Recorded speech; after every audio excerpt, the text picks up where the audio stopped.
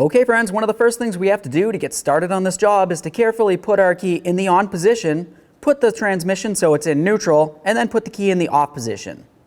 Now overall, this process shouldn't take very long. Typically you shouldn't have to disconnect the negative battery terminal, but if for some reason you thought that it was going to be taking an excessive amount of time, like maybe you wanted to take a lunch break in between, it really only makes sense to go ahead and disconnect your negative battery terminal.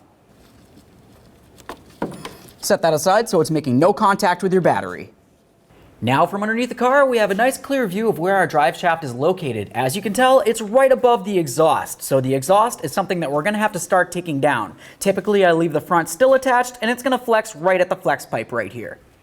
Now to start taking down the exhaust, you're going to find that it's typically mounted with a whole bunch of rubber mounts like this one right here. We want to go ahead and pop this right off of the rubber mount, but keep in mind, once we start popping this down, the exhaust is going to want to come down. So you need to have something around this area right here just to kind of support it, and then we can lower it down safely. To get this off of here, I'm just going to gently pry.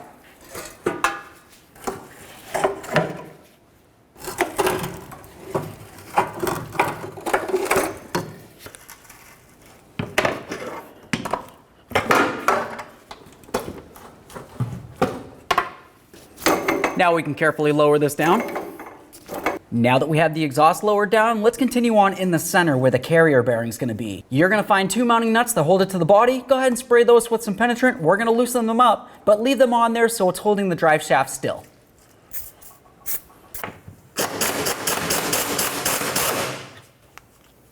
Just keep that on there a couple threads. Now that we have the center carrier bearing nice and loose, we're going to come out back here to where the drive shaft connects onto your rear differential. There's going to be 4 mounting bolts. Let's remove all of them, but leave one of them in just a few threads.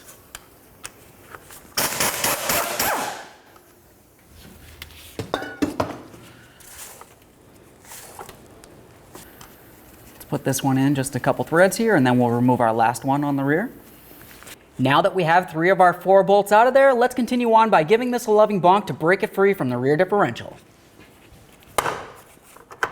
Now we can leave this attached and move our way to the front of the drive shaft. We're going to continue on by removing all of our mounting bolts. Like I said before in the rear, just go ahead and make sure you leave one of those in a couple threads. Now I'm going to break this free.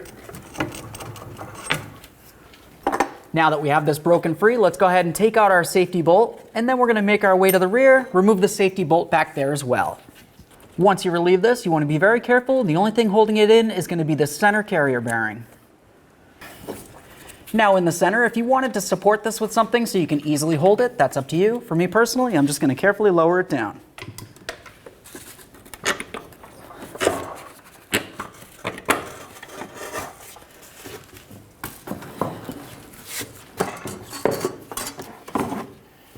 There it is, friends. The next thing we need to do before we can continue with our installation is to remove all of the thread locker that's on each of these bolts and replace it with some brand new red thread locker. Once you have all of your bolts cleaned and re-thread locked, the next thing I want to do is take a little bit more of that red thread locker, and I'm going to go up along each of these mounting studs for the center carrier bearing. After that, continue on to each of the flanges that your drive shaft mounts onto. We want to make sure we clean down the mating surface. Now it's time to install our brand new drive shaft. Let's carefully slide it up and over the exhaust here. We're going to put the front up and over the sway bar there. Now we can carefully take this center bearing. We'll bring it up, start on both of our nuts.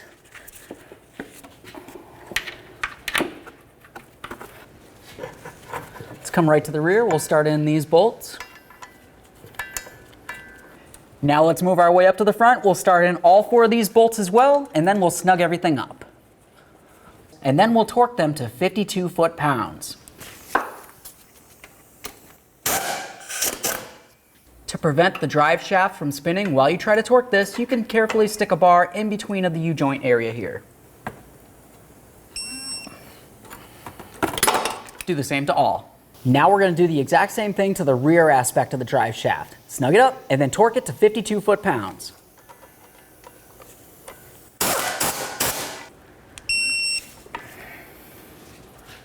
Now at this point, we can continue on to snugging these up, and then we're going to torque them to 41 foot-pounds.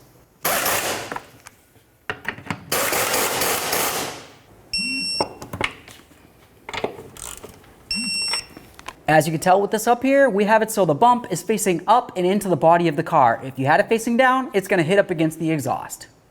Now we're going to raise the exhaust back up and we're going to start inserting all of the mounting points. I like to just take a tiny bit of grease and put it right along the tip here. That's going to help insert it into the rubber mount. Go ahead and line that up, slide it right in.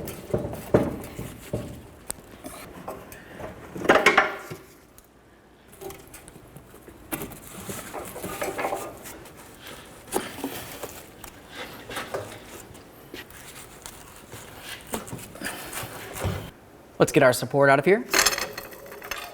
Okay, now once you have everything back together, the next thing that we want to do is climb inside the passenger compartment. We're going to put our vehicle back into park, turn the key off, and then of course if you had disconnected the negative battery terminal, make sure that you get out there and you reconnect it. After that, go ahead and hop in, start it up, and take it for a road test. When you road test it, you want to make sure that you don't have an exhaust leak, because of course we did lower it down, and you also want to make sure that you don't have a strange vibration coming from your drive line. Let's continue on by reconnecting this. Slide it on there and make sure it's nice and tight.